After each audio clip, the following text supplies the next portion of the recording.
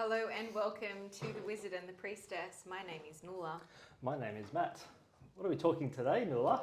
Today we are talking about boys versus girls. Insert dramatic music. Dun, dun, dun. Go. Where do we start? Well, where did this come from? Matt and I often have disagreements about me giving very clear and concise concise information about how I need or want something done, and I cannot express how clear and concise it could be.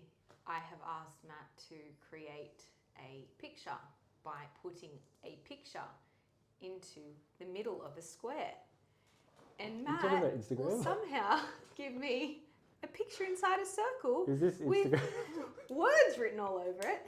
And I'm very confused as to why there is writing on the picture and it's in a circle, not a square.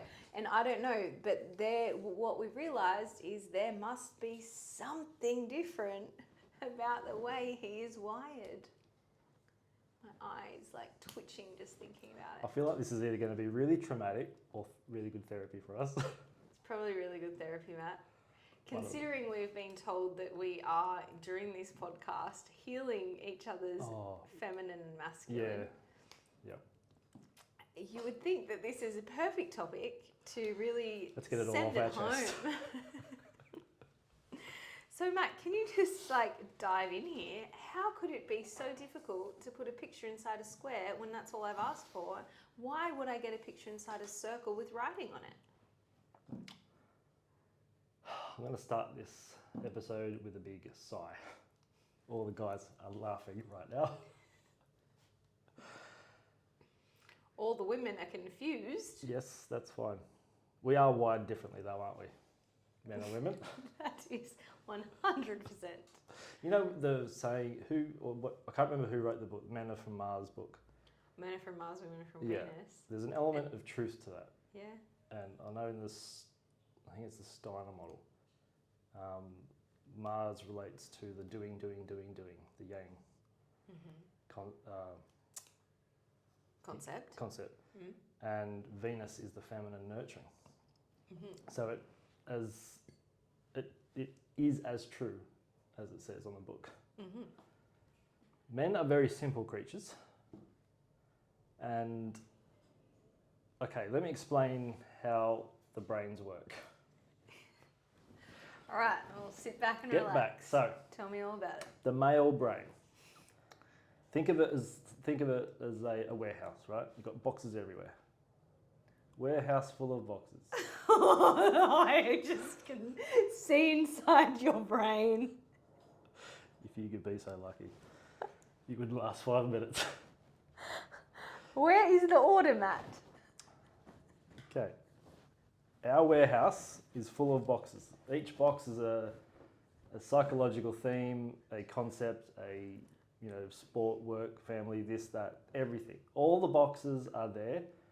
All the boxes are in order in our own way. So it's in order in the way we recognise it. Nuala's drawing it. So all of these boxes contain everything in the man's life. The good, the bad, the ugly, everything. There's only one rule about these boxes. Now with these boxes, we can use these boxes, we can open them up, give it our undivided attention, we can give 100% of our mind, body, spirit towards that box. The number one rule is the boxes don't touch.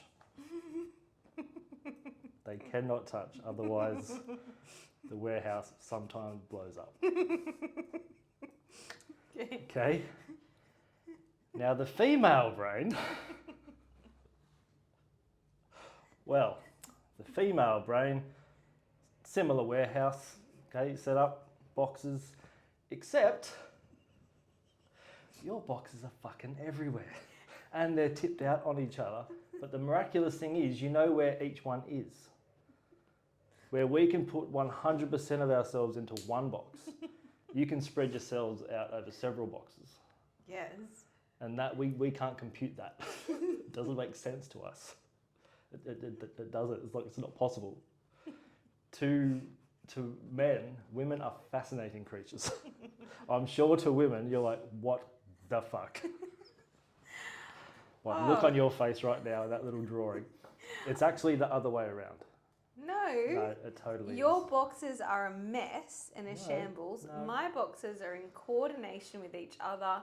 I reckon Layered. if I saw, this comes down if I saw your boxes, Many boxes. to me, they would be everywhere. I've That's because they're your boxes. Hey, this is the thing. I've seen your phone. I've seen enough men's phones to understand that there is no chronological order in the boxes. Who says it needs to be chronological? Oh, there's just no order except for what is going on in your brain. Because for me, I have like 10 apps in one that says health. I have 10 apps in another that says, I don't know, like Word. Or 10 apps finance or in whatever. another saying finance. You have on your phone, in order to find Instagram or like working on your phone, is like 5 screens of nothingness apps, and then Instagram's at the end in a weird position. Like what? It's actually on page 2, but whatever. Because I know where it is. So if I want to go on Instagram, which I'm scared to because of our relationship with Instagram, fucking hell. I know exactly where it is. Instagram. Any like little. Because Instagram is, I'm better at other stuff. That's a different box for me. Where you're good at Instagram, but you're a bit busy at the moment with stuff. I don't like Instagram. I try. I should get points for. You should know. There's no effort. points. You don't get points for effort. This is really like unfair. That's really There's unfair. only one winner. We're not doing points for everyone. The winner. There's a winner and a loser, Matt. For what? Instagram. In life, Is it? there's a winner and a loser. Okay. Is this like a boy-girl thing, or is this like a? It is. But I'm just letting you know you don't get points for participation. Oh, that's where we go. Okay. So don't come here with your point system of. Okay. At least If we're doing that system, that's fine. Let's rock. So how I would describe your box brain analogy is a way that a friend of mine, Josh, has described this, and the way I was taught it from a female was that women can hold more than one thing at the 100%. same time, whereas men can only hold one thing. Yep. Right. The way he liked to describe it is that men, and because when we shared this and I had this big conversation with him, and I'm like, women can hold more than, one thing in their mind at one time.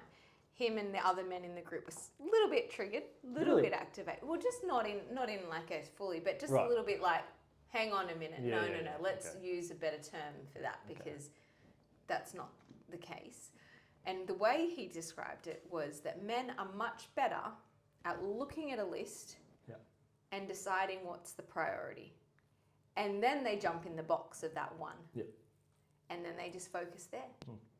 And if it's not clear and concise what that box is all about, they could do all sorts of things in there. They could draw on the box walls. They could unravel it. They could smash it to the ground. It needs to be exactly, precisely clear as to what they're going to do with that box. Otherwise, they'll do whatever. However, they're very good men's brains are very good at prioritizing an order. So, for example, in the morning, getting ready, they could say, okay, I've just gone to the gym. I need to shower. That's going to be number 1 priority. And then, or probably not actually, I've been to the gym. I need to eat. That's number 1 priority. Number 2 priority, actually, I don't even know why I'm saying this. I have no idea what the priority would be, but they can essentially decide. They've got a list. They've got a list, and it's based upon their feeling, and they're based upon what's going to be what's going to satisfy or satiate those feelings. That will be the priority in how that forms. So the formation of that is that I will do that number one thing. I will, oh, you want me to paint the box white? I will paint that whole box perfectly white. I will not think of anything else except for painting this one box white. Whilst the woman is sitting there going, why are you spending so much time on painting that box white when you have 50 things on your list? And I'm busy cleaning the floors whilst I haven't showered, I haven't eaten, I haven't organised the kids, there's no food in their lunch boxes. That's why you're spending time painting the box, because you smell. You haven't showered. Haven't done any of those things. Yeah. Because the way that it all trickles in for us is like in a whole big like, here you go, here's your 20 things you need to do. Just from a woman's perspective. Yeah. Here's your 20 things. None of them are more important. They all need to be done. So however you get them done doesn't matter. It's a matter of doing them. And that is why I imagine a lot of women get really caught out, because we're stuck trying to clean the floor, which doesn't need to be cleaned right now, because we can't really prioritize what's the most important thing to do. So we would much rather just get all the jobs done. But then as a mother or a partner, the jobs are never finished. There's never an ending to those jobs. So then we kind of get stuck, because we're like, well, and then it could come from that feeling like, well, the priority for me is to actually have the floor clean, because if the floor's clean, that makes me feel like I've satisfied. Yeah, it's like a feng shui for you. Yeah. Type thing, yeah. Whereas for you, it's like I've been told to paint the white box. So for a male, if you give a male a to-do list, he will go through them. Whether it's prioritised or not, or in order, depends. But to get that to-do list complete, you need to step out of the way, because he can't compute anything else apart from painting that box. Nothing else is happening in the world. The world could blow up. A bomb could go off next to him. Nope. he's locked in, ready to go. Until that is there, okay, tick. Next one, another bomb goes off. Okay. That's... And you know and what? do you know what that's really good for? That's frustrate patience. From a soul perspective, yes. I was going to say that's really good for hunting. That's why men are very good hunters and providers. That's why that's there. Explain more, Matt. Back in the good old days, when we were hunters and gatherers, it was typically the men who went to find food. Yeah. Because you need that laser. Not saying women don't have it, but men are more proficient at it, biologically speaking. Now, typically, we don't hunt for our food anymore. We go to the shop or farmer or whoever. That's modern day hunting. So we don't need to use that attribute, we'll call it. Instead, we've got this in us, but we don't have anything to aim it at. So we use that for the to-do list. So that's our, not hunt, what would I call it? That's our, on the video, whatever that is. Direction? Direction. Focus? Yeah. So you've still got the arrowhead just pointing at one thing, then it's like, okay, paint white box, sweet. So task complete. When two guys communicate, we can say a lot using very little words. Give me an example, Matt. Oh, I will give you the best example. Okay. And this is 100% true. When Dad and I go to meet up, coffee, smoothie, whatever, I will literally get a text saying free Sunday, ? And I will reply, yep, 1, ? Thumbs up. We know exactly where to be, when, what we're doing. How do you know by that? There was nothing. We just do. It's like it's intuition. Maybe, I don't know. We just know. because we joke about it all the time. Because when my stepmom Sees tries, those messages. no, when she tries to, so she can't text and say, "Do you want to meet for a coffee?" I get a phone call. So more personal. We discuss everything I've done that morning. Then we discuss, we get to the, do you want to go for, let's say, coffee on Sunday? And this could be any day. Yeah. So it's Friday, she's calling Yep. you for a Sunday coffee. Yep. So we finally get to, then she has to list the number of cafes in the area, pick her favourite one, tell me why it's her favourite one, tell me the life stories of half the people working there. And then she will say, okay, 1 o'clock. And she'll tell me everything she's going to do that morning. Before the coffee. This is still Friday. Yeah. Still in the phone call, yeah. Yeah. Then we was up to the... She's chosen the cafe. She's told you about the cafe Everyone's, owners. cafe owners, everyone who works there. You know what she did this morning. And their descendants. And then we will... And then when that's figured out, okay, we're going here at that time. Yeah. I then have to tell her what I'm doing for the rest of that day. Yeah. And maybe even tomorrow. Yeah. Now, then we meet for coffee. Mm-hmm. Dad and I could say very little, but say a lot at the same time. I love my stepmom. In my experience, and I feel comfortably qualified to say this, I grew up with 5 older women. So I've lived, this is kind of a lot of what I know. The women, a lot of women would say very little, using a lot of words.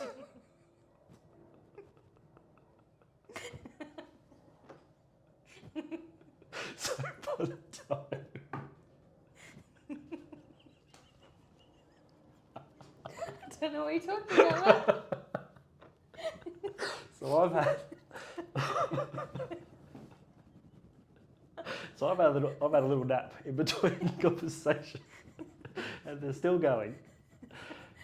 But then the guys are it's just very, very efficient. Tell them the price, son. Tell them the price. It's so funny. Okay. Yeah. Yeah. What are we going to do about this conundrum? Because there has to be a reason. Yeah. That we need to use all these words. What's the... Yeah. Do you think in our culture there's like a men versus women thing? I don't know. Maybe. I think, I guess personally, that I've spent quite a lot of my adult life in Sweden, and I... You're going to say as a woman. as a woman. And so I feel quite capable of sharing this personally. Good. No, I've spent a lot of my time in Sweden, and the socialist culture of the Scandinavian area is very much moving and pushing towards, or had been as when I was there, to equality. Right. And that was based upon the idea of equal learning, equal earning, equal providing, equal sustainability. And if we look around the world these days, I think statistically you are more likely to be homeless as a middle-aged woman than you are any other adult person. Really? Yeah. And it makes sense because... Is this in Scandinavia or around the world? No, around the world. So I read a statistic saying the opposite. That's interesting. Middle-aged man? Or just men in general. More men are homeless than women. Okay. Maybe both are right, of course. They would be. Different book, right. Statistics, you can use bend your statistic however you like. However, this would make sense in a sense, in some concept. So let me just kind of do a little bit of a women thing. I'm And just just going to get comfy. get comfy over there. So the whole thing is that you've got So in Scandinavia, that socialist culture of like everyone being equal, it therefore creates this somewhat really supportive situation where, in terms of child rearing, you're given a certain amount of days to share with your with the mother and father to look after the child in those first years of child rearing. And which means that the mother can go to work after a year and then the father can be with the child for 6 to 12 months. And they are then supported with payments and, it's really supportive. And then after that, there's the next supportive place where they get put into care and they're also, the children are then, institutionalized in that way. And then the parents can go back to earn equal living and essentially likely to be paid very similarly for the same work and likely to have contribute the same amount at the home. So they're likely to cook and clean equally. Domestication, they're also likely to be more inclined, a father is more inclined to spend more time with the children, and the mother is sort of same like equal time with the children, and equal time at work and equal time. So for growing up, like me and my partner, him being Swedish and me being Australian, there was a lot of like a bit of a big split for us, for me, to change my mindset from being this expectation of like the carnivorous masculine man to really seeing this softer, more open, equal type person. And so for a long time, my partner was like, I'm very happy to be a stay-at-home father. I'm very happy to, you've obviously found your career path and you're moving in that direction. I'm happy to sit back, relax, and do the parenting thing, which he quite enjoys. And obviously having that culture of like equality. Now, I found that hard at the start, then got to liking it because now my partner cooks most of our meals and he's very domesticated. He's very capable of doing all the tasks in the home. If he sees something that needs to be done, he will do it. So stereotypically it's reversed. Yeah. Okay. And then I was obviously more in my driven, masculine, career-oriented space, so that has worked for us. However, then we started to bend a little bit as I became more into the mother role, and I was needed more by our children. And like my children love their father and will happily choose. Lucky. Yeah, but like they will happily choose him in these early days, which is less likely when a father is out providing for the family because it's different. They don't get that bondage time. Bonding time. Anyway, this whole like dynamic we started to kind of twist us a little bit because all of a sudden I was feeling my needs were unmet because I wasn't feeling this solid, holding, protector, masculine energy. I was getting met with this best friend type feminine energy. I mean, there was obviously masculine aspect to it too, but it's like when we try and join the sexes as equals in that way, but that's only looking at it from a monetary, logical way, instead of looking at it from an energetic, feminine, masculine way. And therefore we start to create this crossover of I became so so masculinated that my partner can't stand in that power because when he does, I shut him down. Yeah, it happens so much now. Yeah, because I've grown up equal to every man, which I think is a really good thing. I think it's really important that a child, no matter whether she's a boy or a girl, gets that. But then also she never forgets her essence as a female. And she never forgets the importance of her bleed and the flow that a woman takes and how she moves in this cyclic. We've talked about cycles a lot previously, but that is so profound and important that she understands the power in that. And that doesn't get dumbed down to being all of a sudden, instead of moving like that, if you're watching the video, I'm making a big wave, to then being little in the middle where it's like almost it's obsolete. But one thing changes when you have a child, then everything changes and all of a sudden no matter what, you're being pushed into a motherhood box, which for a lot of women, after being in the corporate world or even the working world, or equal with their partner, and like all of a sudden it's like it creates this shake in them because they're forced into this role that can feel really unnatural and unknown. And so then it creates a whole box of things, and then it's they're then trying to control the home instead of just flow in the home. They're trying to feel all these things. And so does an emasculated woman try to be the mum and the dad at the same time? I don't know whether I am, Matt. Do you think? Honestly, I don't know. I don't know whether I'm trying to be the mother and father at the same time. I would rather not be. I'm not talking about you, just in general. But I don't know. I don't know any other, I don't know. And I would have to say this too. A lot of my friends that I spend a lot of time with tend to stay at home with the children, and their partners go to work. Well, that's what, so I grew up with. That was normal. Yeah, which I think is another way of finding equality. We don't have to necessarily. Whatever works, right? Yeah, but it's also, we need to remember that there's the feminine and then the masculine. All of that. They're like, that's how we're meant to move. Or like this. See? This is the masculine. Just is the white box painting guy. Simple, very simple.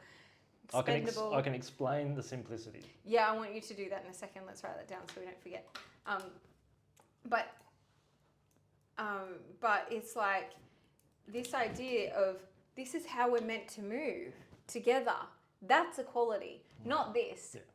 And that's what the patriarch has created, is that every woman and every man is now following this trajectory. So we dumb down the period, we dumb down the cycles of nature and life, we dumb down all these things in a hope to bring this everyone within alignment. The sun goes up, the sun goes down. Focus here, be here, don't be anywhere else. And I think my full circle, maybe not really, but this idea of being in a culture that is very much bringing everyone into that equal box actually demasculinates the man, masculinates the woman, and then the feminine is almost lost because so who gets totally. Yeah. But it's the man, so it's like the man's becoming more feminine, the woman's becoming more masculine. They're creating this equal, but they're feeling underwhelmed. And then just completely out of place. Right, but then there's the other way. People are like, okay, do we go back to the woman stays at home and the man expects her to have dinner on the table? No, because that's just the patriarchy maintaining all its pieces. However, there is a piece of that I reckon this is where we're headed if we want to, where we move with the cycles of nature. We trust the feminine and the woman who moves us in this way as a family unit. We trust her intuition. We start to lean on her knowledge of cycles, her own cycles, and her own awareness of the world around her. And then the man can lead and protect that way. And I think that is where, it's not necessarily a matriarchal society. I don't know, maybe it is that, where like the woman's leading the way and showing the man, giving the man some space, and like from that yin yang perspective, the yin is the essence. It's actually felt. You can touch yin. You cannot touch yang or yang. You can only express it. Right, and it's the energy that injects into. So it's almost like, here's this flow, this physical, actionable, moving flow, and then the power comes from the masculine that's injecting that energy into it so that the flow moves. Without the energy of the yang, the masculine, we don't move anywhere. Well, without either polarity, we can't experience anything. Totally. So I think that there's my point is that we can find equality in that still. Yeah. And we don't need, every woman that is currently of childbearing age, or at least a mother, is experienced some excruciating pains and truths that, she's literally from the age of, say, 14 been in work, and now she's had a child. She's now out of work or being push to go back to work. Maybe she's choosing to go back to work too, but it's also this piece of her essence that is kind of like, where is that? Where is this piece? And because of the world we live, and somehow we've gotten to this point where we've accepted that you need 2 full incomes to be able to afford a home and to be able to pay off your home, like, you know, in the typical, very typical boxy living. It's like, no wonder we have to pivot and shift and find new ways, because that's just not a life. Because then the children miss out not only on parent time, they miss out because everyone's tired and sick all the time. Well, not only that, the little boy or little girl doesn't know how to be a little boy or a little girl. No. And we define everything. You know, we define what a man is, we define what a woman is, we define what this is, that. We don't characterize. As soon as you define something, you put it into a box and therefore it's closed off. So that's what a belief becomes. Yeah. So as soon as it becomes closed off, there's no wiggle room for that. As soon as you go outside of that little box, then all of a sudden you get that feeling of disharmony within yourself because you're butted up against a belief system. And then you get outside influences telling you that you're too masculine or too feminine or toxic this or whatever labels there are out there at the moment. But going back to the simplicity thing, that could be explained by hormones, because a man's hormonal system is a lot more stable. Just saying. But I'm okay with that. I'm over here.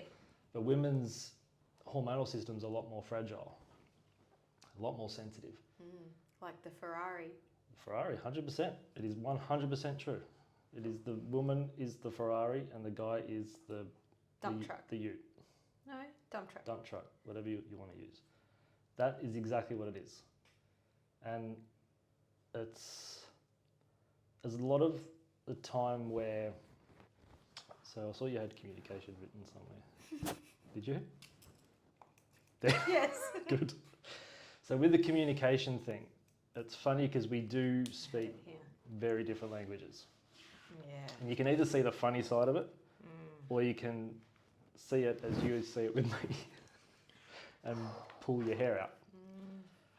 With the it's funny, I just got, what came up in my mind was I was coaching a newly newish wedded couple about 4 months ago. And she came in complaining about him, he came in separately complaining about her, and you could see it very clearly what was going on. Okay. And it was a communication thing. Yeah. But then she was like, oh, you don't do this, you don't do that, blah, blah, blah, blah, blah. And he's just like, all he hears is nagging. From his perspective. Yeah. And I said to him, all she's saying is, I don't feel connected, I don't feel supported, I don't feel this. And he kind of laughed and looked at her and said, why didn't you just say that? And they've been fine ever since. They just had to learn each other's language, that was all. I guess you had to be there. Yeah, yeah. No, but that's it, isn't it? It is communication. It is being really clear in communication and understanding each other. And I think these are the things that we could be learning in school if we wanted to actually support and prioritise learning things that might actually help in the world, is the importance of relating and relationship. And however you relate, whatever relationships you form, you need to be able to work together. And I guess there's been a piece of me that, you know, over those years of spending all that time in Sweden and being very much like focused on the specifics of, like, you know, we're all equal here. You know, I was very particular when my children were little to not just give them female toys that were dolls and doll houses and pink and party dresses and all of those things. Eventually those things come in to some extent, obviously by their own choice and their own expression of what that is. They like to express big things, they like to dance, they love babies, they can like nurture those things. also that's probably primal, right? That's primal wiring, and like of the way that they want to play. They do also wrestle, but definitely not to the extent that the boys and the brothers that I've seen around wrestling. So there's those differences, but also there's this point where we go from being, maybe not, but from a very young age we are sort of pigeonholing men and little boys and little girls in a certain way, in a set of substrates that are somewhat related to the primal growth and development of the different sorts of brains, but then also so overdone and overplayed too.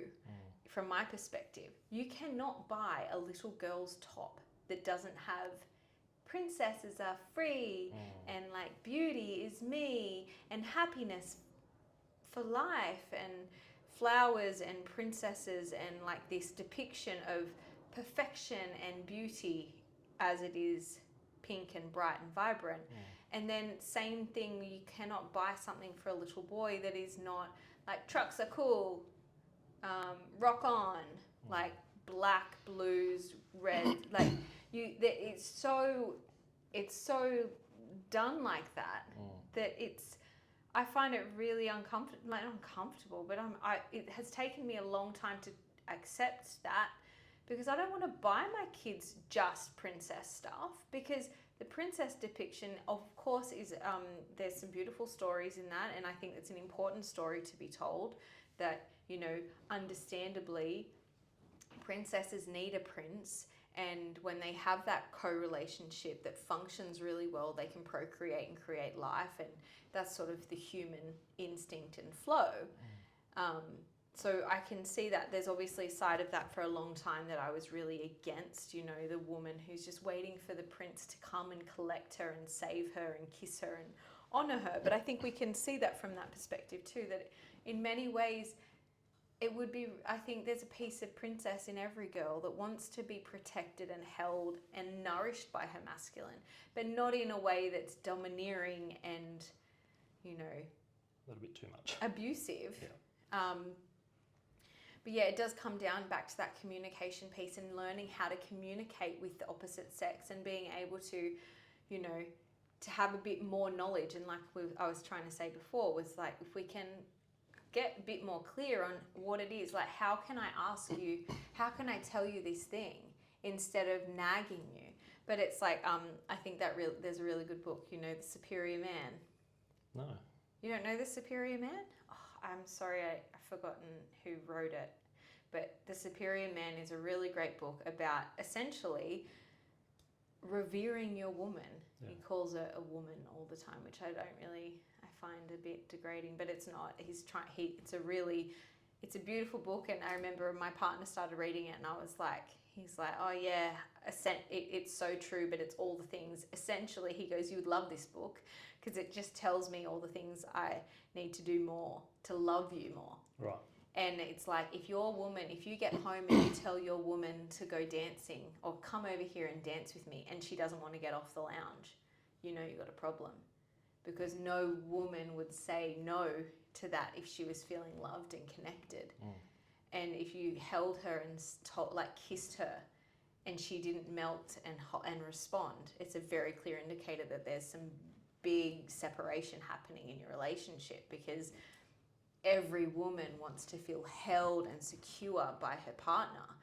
And if that's not what she's feeling, then she's obviously pissed off with you or obviously in a space of disconnect, which is then the whinging or what was that? What did the guy call it? Nagging. Yeah. That nagging comes from a place of not feeling heard and seen. Another thing that Alex, who I worked with, Portal by Alex is her name, she talks a lot about this in terms of little boys and how the whole focus from, say, teenage years, once they move through the kind of little boy time, they move into the teenage years, and at that point in time, they're trying to man up and be the best, you know, be the leader of the pack. Like that's the whole journey is to be the leader. Yeah, that's where we're quite deficient in our culture, especially like growing up as a male. We don't get necessarily taught how to express our emotions, how to be feminine. We don't get taught that. Whatever we do feel, that's wrong. Because it's got to meet a certain criteria for the family unit, or it's got to suit the belief systems of those around us. Can you give me an example of that? So let's say you're feeling sad. Let's say I'm feeling really angry. Oh, angry. Okay. Then I would come to you, a parent. I'm angry at this. I'm your mum. Yep, sure. Okay. Hello, darling. I'm angry. Oh. Rah. And then you say why? Why? And I'm going to say because, I don't know, whatever. I can't think of a reason right now, but I'm angry for some reason. You say, well, no, you shouldn't be angry. No, you're not. That's wrong. So then no kid wants to be wrong, so you retreat. You're either going to fully project or fully retreat. Yeah. I used to be a retreater, so I would just, okay, well then I'm not worth. I'll just swallow this. Yeah. And so you grew up with that. So there's pent up stuff there. It's not always anger, it could be emotion. Yeah, any kind of emotion. Then a young boy goes into the world. As in puberty, or goes into the world as an adult? Okay, let's say puberty. Okay. We're hitting the puberty phase. With all this pent up emotion. Well, we've got pent up emotion that we don't know how to express. Yeah. If we express it, we get labelled a girl. All right. As a young man, that's one of the worst insults you can have, for whatever reason. This is my example. Yep. So you have all this energy. Now, I'd like to just say that the reason that would be the case is because you're trying to be the leader of the pack, and the girl could never be the leader of the pack. I'll get to that. Okay. So puberty, now got all this emotion. Now there's a lot of stuff going on in puberty, right? There's a fair few things going on for men and women. Yeah. So for the guy, he's got all this stuff. And new stuff. New stuff, old stuff, stuff that he knows is there but can't get his head around stuff. And so typically he's attracted to sports or something very physical. It's an outlet of some kind. So he does that for a bit, and it's all, then he might be in a team environment, let's say. He wants to be the alpha, but the alpha's the biggest guy, the strongest guy. If you're one of the short kids at school, no chance. No chance. So then there's that. Put that into the bag. Then you come of age where you're, let's say, in theory, a chronological adult. So 18 to early 20s. You've still got that emotion there. Yeah. That energy is still there. You've lived, you've survived puberty. So now you've got this new energy on top of the old energy. You don't know what to do with it. And then you see this creature dressed a certain way, looking a certain way, and it stirs something inside you. You don't know what to do with that as a young man. You don't know how to express that because you never got in touch with that female inside you. Mm-hmm. So when it comes to the female, it's like the caveman instincts kick in. You just grab the nearest stick and but you have no idea what to do. You're going to eat it? Whoa. Jesus. No. You grabbed the nearest stick. That's a joking metaphor. Oh. Fucking hell. I'm confused. You relax over there. I'm just seeing you as this caveman, you're like, then I grabbed the nearest stick and I saw this creature, and then I'm thinking, do you kill it? Are you going in to eat Keep it? it up. Point I was making at, Oh. he's at mating age. Oh, he's going to mate. He's not with hungry. it. What is Well, he not doing for- with his stick? So the caveman would knock the girl out and take it back to the cave. Uh-huh. That's what the cartoon said. Well, it's absolutely not what the caveman did. 100%. I'll show you. So, but then he's obviously can't do that. But he's got all this stuff in him, and he's got no way of expressing it, and he can't even connect to this feeling that he thinks that he should. He sees the creature and he's like, "Wow, that's a nice creature. I want to be near that creature."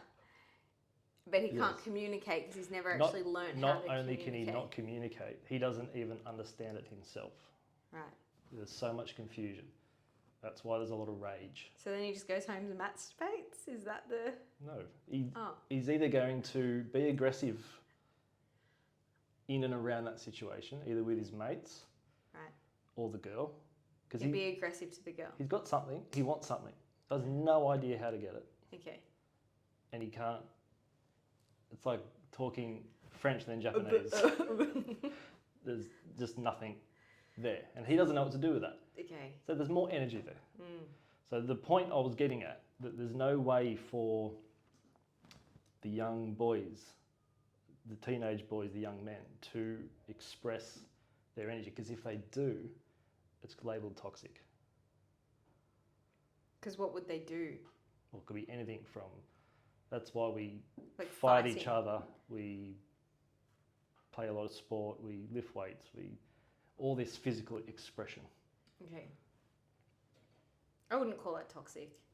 No, I'm saying by the stereotypical today, the young kids of today, and I'm saying this because I've got 2 nephews of that age, if they do a certain thing, it's labelled as toxic.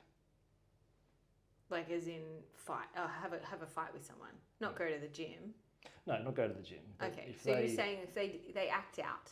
Act out, good word, yeah. Okay, so the boys or the boys act out, they then get labelled as being toxic. Yeah. Okay. Yeah, interesting. Okay, so what should they do? Like, what can we do as a society, or what can we do to implement something or a structural change that would adjust this outcome? Well, one thing we could do is teach men how to worship women. The Superior Man's really good at that. Perfect book. Yeah. It's more, guys don't realise what women can do. Cute. Not referring to you. I'm a woman. But also I think that goes both ways. Absolutely. And worship the woman in front of you, but also realise that a part of her is a part of you. You have masculine and feminine in you. You're made of both. You're predominantly one, sure, nurture that too. But don't neglect the fact that you're also a woman. Not also a woman. You also have feminine attributes. I'm just trying to talk like you're a young kid. You roll your eyes at me. Why don't we use the words yin and yang? Yin being the feminine essence, and yang being the masculine. Men are predominantly yang. Yes. Women are predominantly yin. Yes. We don't acknowledge the fact that we have a little bit of yin in yang and vice versa. But not only do we have a little bit of it, that needs to be worshipped. Right. Acknowledged. It needs to be expressed if need be.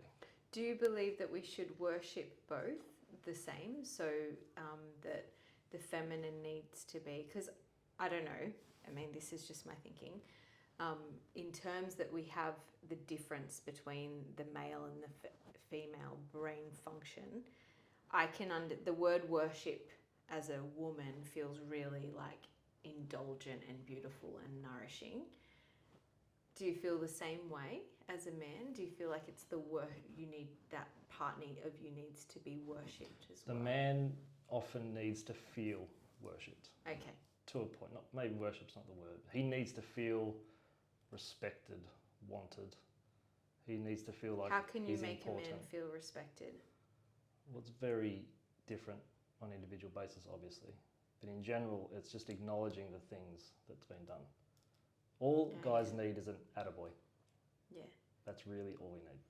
Yeah, and that's really interesting because I'm really another part of like parenting 101 that I've been really against as a mother, or since my mothering journey began, was like anyone saying good girl to my child, and or me, like catching myself telling her that she's good for doing something. And it's interesting because whereas for a boy, that good boy aspect is actually a really so the reason with the reason for that is based upon the idea that when we give accolade to the doing or the thing, then they just focus on the doing and the thing based upon my response. So little girls are wired to please. Right. Because it's important for little girls to feel safe and secure in the environment, because they are essentially weaker or less capable or whatever. So they need the security of the pack. And the way that they maintain the security of the pack is by ensuring there's a bit of a facade, a little bit of a mask, so that they can move gently in and just stay there and be somewhat complacent and accepted. And therefore, if you keep telling that little girl that she's good, she will keep doing what you're telling her to do. School is really good for little girls because that is literally created to bind her to that. Same for little boys, it seems, that little boy, good job or good boy, actually probably like works in that way too. That's a part of feeling seen and feeling heard. So there is a part, and I'm wondering, I haven't really gone into it, obviously I only have 2 girls at this point, so it's just I haven't really lent into the boy, how to rear a boy, and I'm very interested in doing, if this is a boy inside of my belly, I very much will connect to more focus on that. But there is a part of a little girl that is so wired to please. And so she will do whatever she needs to ensure that she keeps pleasing in order to feel safe and secure. And I guess that's that. So I guess that's one of those pieces of the puzzle in understanding how we have been programmed to talk and to be towards little people, whether they are a boy or a girl, but then also understanding the kind of the idiosyncrasies and the differences in how we can actually really support little boys and little girls. But there was something that I experienced, and we've spoken about this too, like when I was younger, I was definitely a little bit more boisterous, a bit rough around the edges. I'm very changed now and a whole new human. But I had 3 brothers. All my brothers they're actually really calm. They're really probably sitting more in their feminine than their masculine. They're quite chilled people. I'm sure they've got all of their rage inside of them that hasn't been released or expressed in all the ways. But growing up, my dad was quite a soft man in some ways, except discipline. But it's like he was quite meek, maybe is a better way to describe him. And so I didn't really have like solid masculine. My uncle probably gave me a bit of that, like what a masculine man expresses and how he communicates and those sorts of things. But what I'm trying to say is that I remember I quite liked hanging out with boys. It was easier. They almost. I found the same with female. With girls. The girls, It was just simpler. It felt much more simple to hang out with boys. They were easier to get.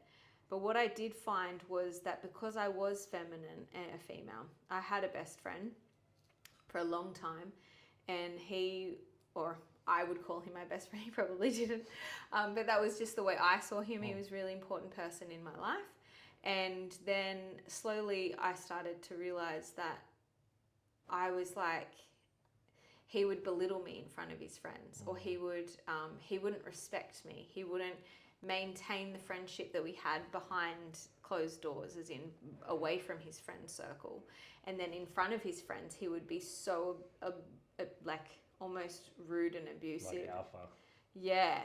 And that was something that I've worked with Alex with, and she just said to me that he was trying to be the alpha. Yeah. And like, so then you put down the weak link, which was you. And I was like, I remember, and for so long I was like, oh, that was created so much turmoil in me because it was so conditional, our friendship. And I remember my girlfriends were like, you've got to like stop talking to him. He's such a horrible person. And I'd be like, oh, but he's not always like this. And then I was so torn and contorted because I was like, why can't he just respect me in front of his friends? Like, why do I have to, why does he have to pick on me and play on and that? But yeah, it was a bit of an interesting, you know, he was just really, he was fighting for the alpha position. Which is funny because you being a woman, the guy wants the alpha position so he can have all the women.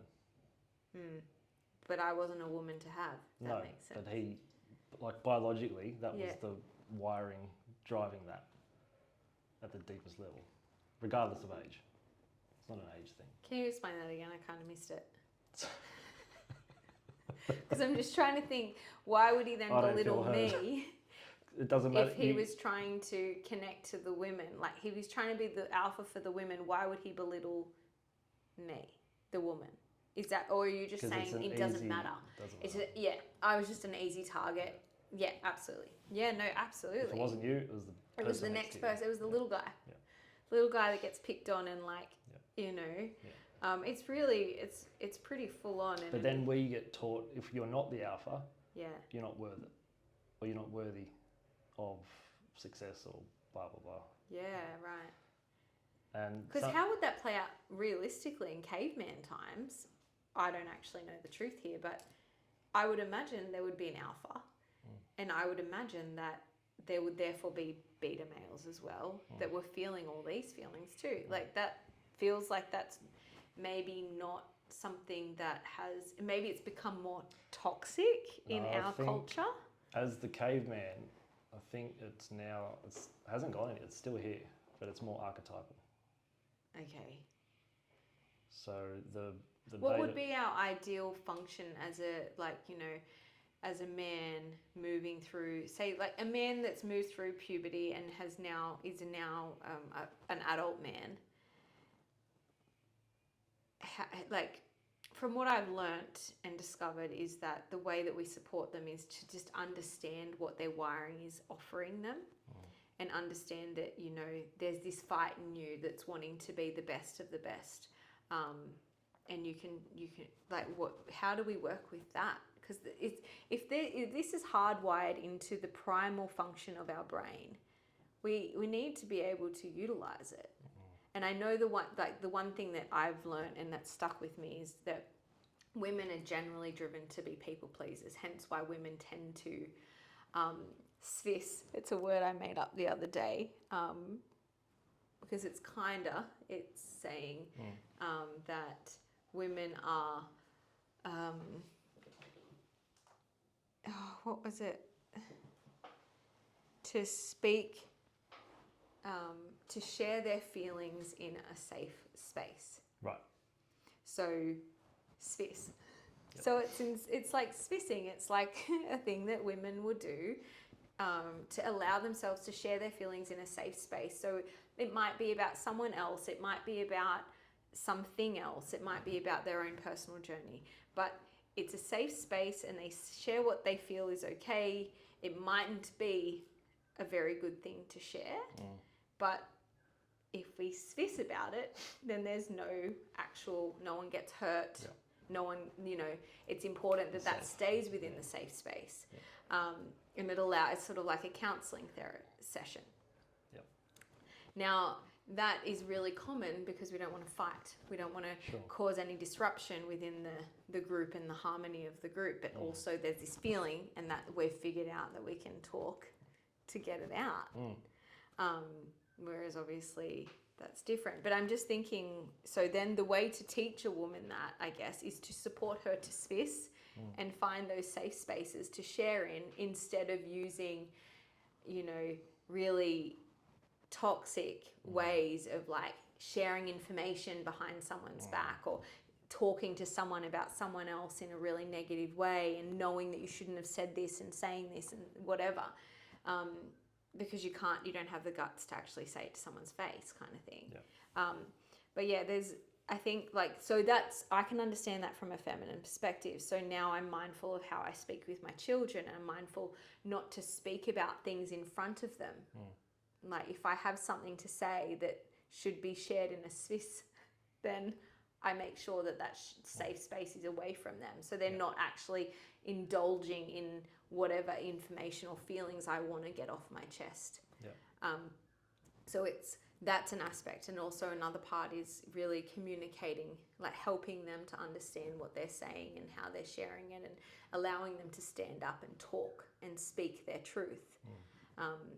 So I can understand that from a feminine perspective, but what about a masculine perspective of like, how would we support them to utilize this primal function of tuning into the alpha?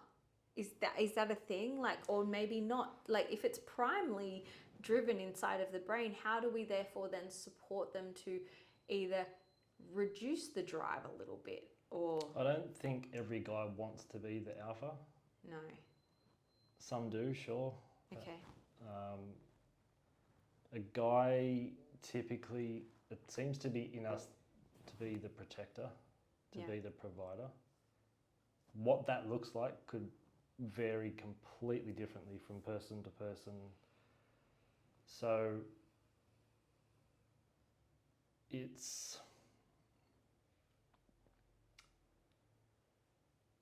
First of all, it comes back to the man, right? So before it gets to how do we nurture that, the man has to be comfortable in the man. He has to play the man his own way. And he's got to accept that, and he's got to own that. If he doesn't own that, there is no nurturing. There's nothing you can say or do until he sorts out that within himself. So the most important thing, for me, is a man does what he says and says what he does. Or he means what he says and says what he means. That's got to be number one. That has to be in place. So his words need to speak volumes. Words all you got. Okay. And if you don't stick to your word, then no one's going to trust you. No one's going to want to be around you, because everything that comes out of your mouth is perceived to be bullshit.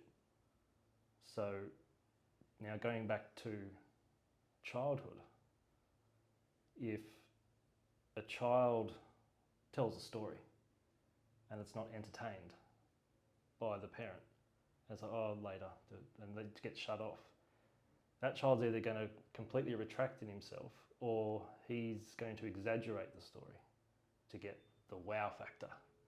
To get the response. That turns into lies. Then it becomes safer telling lies than it does telling the truth. So I get more love when I tell lies. So I'm going to keep doing that. And it's fun. So it becomes habitual. So he has to be solid in that. He's got to own it. From there, he needs to feel like the protector, regardless if he is or not. He is in his own way. It might not be physically protecting you, but he has your heart. And he has the, what's the word? He has the capacity to hold the attention of opposites. Right? As long as they're in the same box. That's key number one. No, so you and I have an argument, right? Yeah. And I mean, it's like let's say it's a proper one. Okay. Like steam and everything. Mm-hmm. Now, guys want peace. Mm-hmm. We're very simple creatures. Women having 30% more commissarial fibres in the corpus callosum in the brain, you can get things from further away and use them at your disposal. We've got that. But because we know we've got that. We know we've got that, but it's a strong arrow, right? Mm-hmm. Now we're having an argument, and there's going to be a point in time where I'll say, yeah, okay, you're right, I'm wrong. No matter how right I know I am. Is this ring familiar? No, so then you, essentially it ends on paper with you, yep, I'm right, I've said that, I'm aiming to put you down. I know you're not, that's just coming from a heat of the moment situation. But I'm going to hold that. I'm just going to hold that. I'm going to hold that. It's really uncomfortable in the house, but I'm going to hold that. I'm going to hold that. Looking at my watch, I'm going to keep holding it until it's bubbling up inside me. Okay? That's what a man is really good at, and that's what he needs to be able to do. So when he's being really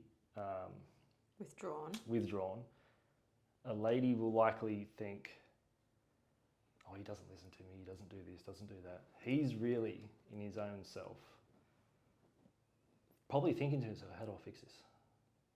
I haven't got the tools to fix it. And all this is going on inside his head, but on the outside he's just mute. He's just sitting in the corner rocking. Paint white. Painting, white box. Doing the 17th coat of paint in the box. If only this white paint got whiter. So he naturally, the alpha in him wants just to fix stuff and make it all better. He wants to keep the peace.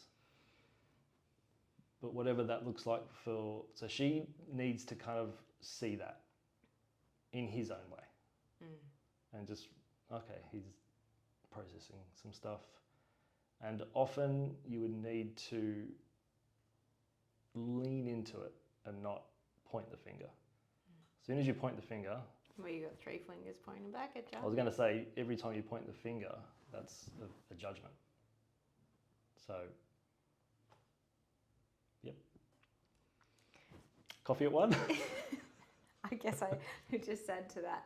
I share this in my preconception masterclass, just about that idea of being able to realise in a moment of the male just painting that bloody white box and going like, fuck you for painting the white box, there's other boxes to paint, we need to move on to the next box now, like, can you hurry the fuck up?